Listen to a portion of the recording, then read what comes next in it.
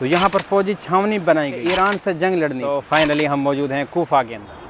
السلام علیکم فرینڈس، آج ہم جا رہے ہیں نجف، یعنی کہ اس وقت کا موجودہ کوفہ، اور یہ یہاں کا بغداد کا ٹیکسی اسٹینڈ ہے، اور یہاں سے ہمیں لینی ہوگی ٹیکسی. یہاں سے تقریباً 250 کلومیٹر دور کا سفر ہے، اور ٹیکسی ہم نے دیکھ لی ہے، اور باقی تھوڑی دیر چائے پی کر ہم پھر اپنے بیٹھتے ہیں ٹیکسی میں. راستے کے کچھ مناظر اور پھر آپ کو دکھاتے ہیں شہر کوفہ. یہ مسجد ہے کوئی بہت بڑی، اس کے اندر ٹیکسی اسٹینڈ ہے اور وہاں ٹیکسی کھڑی ہوئی ہیں. آئیے چلتے ہیں.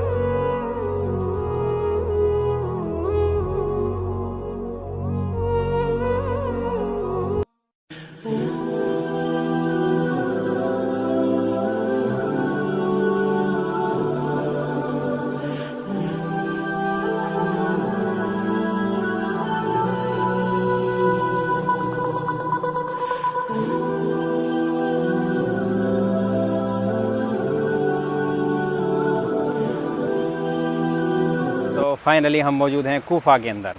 کوفہ کا تذکرہ آپ نے بار بار سنا ہوگا. ہدایت النحو کھول کے دیکھی تو ہمیں کوفہ کا تذکرہ ملا، کافیہ کھول کے دیکھی تو ہمیں کوفہ کا تذکرہ ملا، شرح جامی دیکھی تو کوفہ کا تذکرہ ملا. کوفیین یہ فرماتے ہیں، بصریین یہ فرماتے ہیں، بھائی دیکھ لو یہ ہے وہ شہر کوفہ.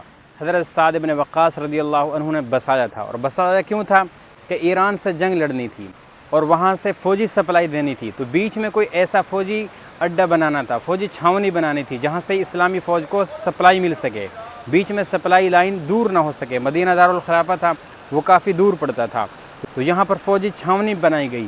اس مسجد کو بنایا گیا جو یہ میرے پیچھے آپ کو دکھ رہی ہے، یہ جامع مسجد ہے کوفہ ہے. اس کا تذکرہ بھی آپ نے سنا ہوگا.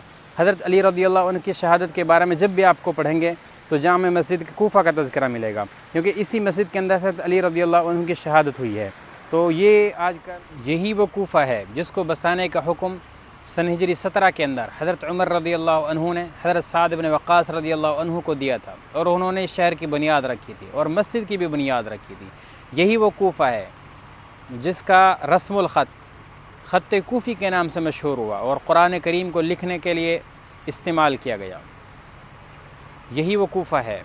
جب مسلمانوں سے ایرانیوں کی جنگ عروج پر تھی تو یہاں پر فوجی چھاونی بنانے کے لیے اسلام کو تقویت اور فارس سے کفر کو ختم کر کر اسلام کا جھنڈا وہاں گاڑنے کے لیے جو اسلامی فوجیں لڑ رہی تھی ان کو سپلائی چین بنانے کے نیت سے یہاں پر مسلمانوں نے بہت بڑی فوجی چھاونی بنائی تھی. اور اسی مقصد کے لیے حضرت عمر نے حضرت سعد بن وقاص رضی اللہ عنہما کو حکم دیا تھا کہ آپ شہر بسائیں. پھر یہاں پر اس شہر کو آباد کیا گیا، اور یہاں پر اسلام کی بہت بڑی فوجی چھاونی تھی.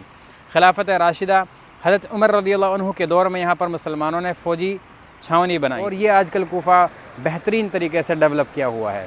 حضرت عمر رضی اللہ عنہ کے حکم پر صحابہ رسول نے اس کی بنیاد رکھی تھی. حالات بدل گئے ہیں.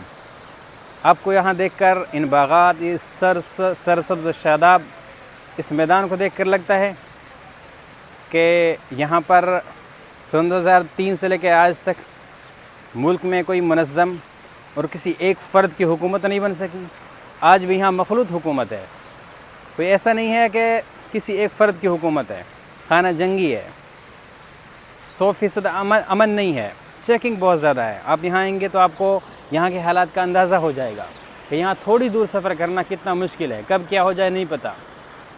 اور بھائی صاحب یہ یہاں کے باشندوں کو صرف گولی سے ڈراتے ہیں، کیونکہ ان کو پتہ ہے کسی اور چیز سے نہیں ڈریں گے، اور اگر تھوڑی سی ڈھیل دے دی تو یہاں کے حالات بہت بگڑ جائیں گے، ملک کو برباد کر دیا جائے گا. آج کل دیکھو یہاں کے کیا نظارے ہیں. شہر کوفہ، آپ مسجد میں بیٹھ کر قرآن کھولیں گے، الحمدللہ رب العالمین سے والناس تک پڑھنا شروع کریں گے. کسی عالم سے پوچھو کس روایت میں پڑھ رہے ہو، قاسم کوفی رحمۃ اللہ علیہ کی روایت میں پڑھ رہے ہیں. ان کے 2 شاگرد امام حفص اور امام شعبہ رحمہم اللہ. تو پورا ہندوستان، पूरा एशिया, पूरा अरब करीब करीब इमाम हफ्स रहमतुल्लाह अलैह की रिवायत में ही कुरान करीम की तिलावत करता है। वो भी इसी कूफा के बाशिंदे थे। ये वो कूफा जिसके बारे में इमाम बुखारी का कौल है कि मैं कूफा कितनी बार गया मुझे नहीं पता। ये वो कूफा है जिसके बारे में कहा गया इल्म का दरवाज़ा है। उसने इल्म कहाँ से हासिल किया, उसका नसब और उसका सिलसिला कूफा तक पहुँचेगा। ये वो कूफा है जहाँ हज़ारों नहीं, लाखों नहीं, करोड़ों इंसानों ने अपनी इल्मी तशनगी को सैराबी में तब्दील किया है। ये वो कूफा है जहाँ इमाम बुखारी से लेकर इस दुनिया के तकरीबन ज़्यादातर मुहद्दिसीन ऐसे हैं जिन्होंने यहाँ से फैज़ हासिल किया। यहाँ सैकड़ों उलमा गुज़रे होंगे, हज़ारों अल्लाह के वली यहाँ पर आए होंगे, नेक इंसान यहाँ पर आए होंगे, और जिन्होंने यहाँ पर कुरान और हदीस को समझाया और मुरत्तब किया और लिखा। फिर सारी दुनिया में यहाँ से रोशनी बुलंद हुई इस्लाम की।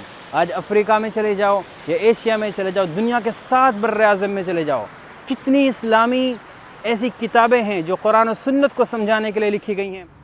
यही वो कूफा है जहाँ इमाम आज़म अबू हनीफ़ा रहमतुल्लाह अलैह पैदा हुए थे, और यही वो कूफा है जहाँ से इमाम आज़म अबू हनीफ़ा रहमतुल्लाह अलैह को क़ैद किया गया था। अबू जाफ़र मंसूर के हुक्म के मुताबिक बाज़ उलमा कहते हैं कि यहीं से, इसी शहर से आपको क़ैद किया गया था। फ़ौजी सप्लाई यहाँ से दी जाती थी। आज इसका नज़ारा देखो कितना खूबसूरत है।